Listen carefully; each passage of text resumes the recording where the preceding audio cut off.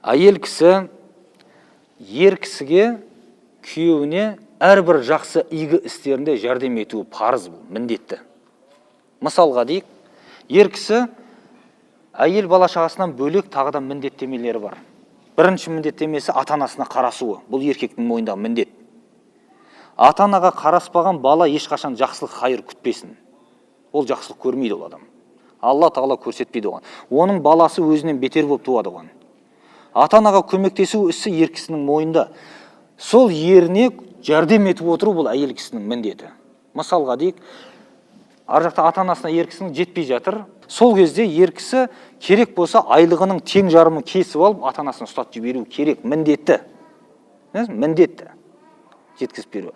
Бермесе, немесе сол нәрсе кедергі болған әйелдікіне тыңдалмай жұлып алып керек болса, беруге ақысы бар ер кісінің.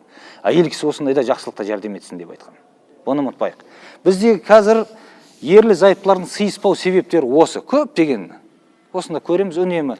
Ата-анасына жақсылық жасайын десе, анаған берейін десе, тіпті інісіне, туған інісіне ер кісі қарызға ақша берейін десе, соған әйел кедергі болып жатыр ортада. Содан сыйыса алмай төбелес, араларында ажырасулар.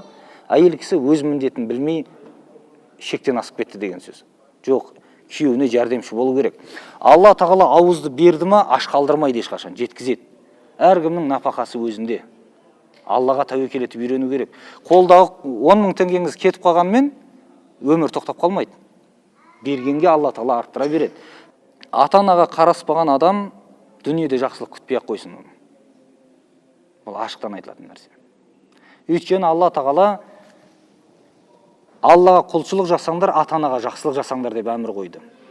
Ата-анасына қараспаған адамның тіпті Ибн Аббас айтқан құлшылығы қабыл емес Құдайдың алдында деп айтқан. Ата-анаға қарасыңыздар. Араларыңызда ондай адам болып жүрмесін. Дін оқып, намаз оқып жүріп ата-анаға қараспайтын бала оңбаған ол бала. Дүниеде де ақыретте де оңбайды ол. Пайғамбарымыз саллаллаху алейхи ва саллям өзінің хадис шарифінде айтты: ата-анасының екеуінің де немесе біреуінің қартайғанын көре тұра жұмаққа кіре алмаса, ондай баланың мұрны жерге сүріліп кетсін деп айтқан. Демек, жақсы қараспады деген сөз ата-анасына. Түсінікті ме?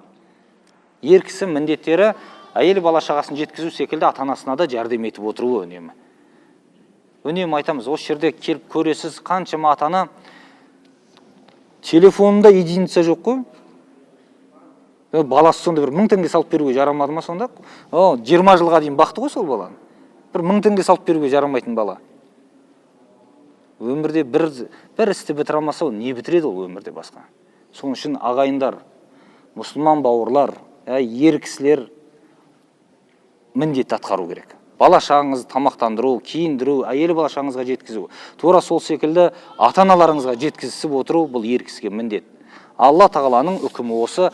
Ең жақсы істер Аллаға құлшылық, ата-анаға жақсылық.